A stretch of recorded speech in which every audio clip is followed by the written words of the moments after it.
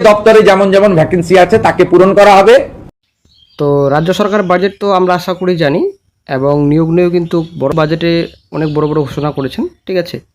তো বিশেষ করে আমরা জানি পুলিশে মোটামুটি 20K প্লাস ভ্যাকেন্সি রয়েছে, ভ্যাকেন্সি পূরণ করা হবে দ্রুত।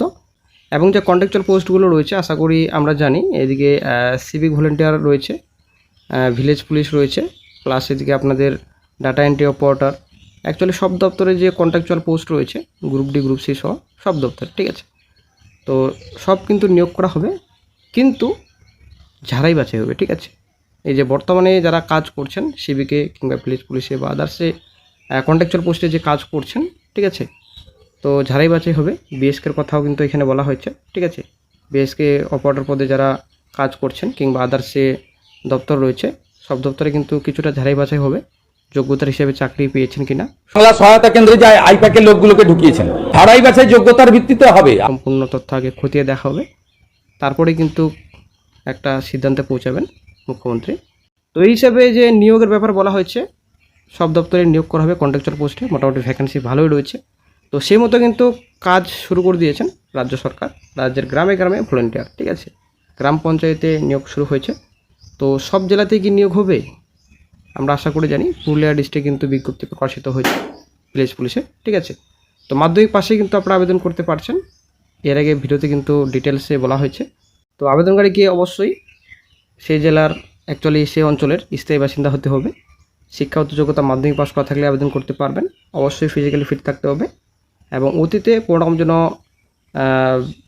রিপোর্ট যেন খারাপ না থাকে, রেকর্ড যেন খারাপ না থাকে, ঠিক আছে। এখানে বলা হয়েছে অতীত কার্যকলাপ বা চরিত্র সম্পর্কে কোনো বিরূপ রিপোর্ট থাকা চলবে না।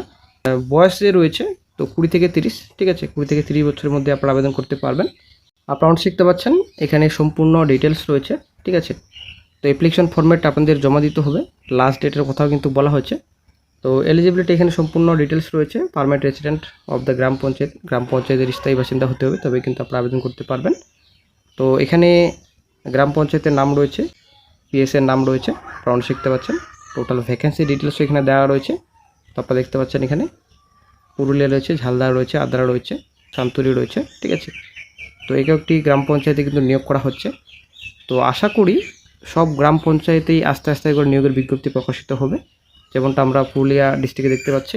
আশা করা যায় সব জেলায় এরকমের নিয়োগের বিজ্ঞপ্তি প্রকাশিত হবে ভিলেজ পুলিশ, ঠিক আছে। তো এর আগে রাজ্য সরকার নিয়োগ খুবই কম করেছে, ঠিক আছে। কন্ট্রাকচুয়াল পোস্টে নিয়োগ করেছে এটা আমরা জানি, কিন্তু খুব অল্প নিয়োগ করেছে, অল্প অল্প করে নিয়োগ করেছে, কোনো কিন্তু বড়সড় নোটিফিকেশন প্রকাশিত করেনি।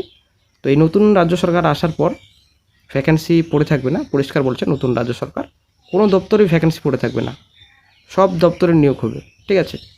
তো সেই মতো আশা করছি শিগগিরই আদার্স যে ডিস্ট্রিক্টগুলো রয়েছে আস্তে আস্তে নোটিফিকেশন প্রকাশিত করা হবে ভিলেজ পুলিশের, ঠিক আছে। তো ভলেন্টিয়ার নিয়োগের বিজ্ঞপ্তি সব জেলা প্রকাশিত করা হবে।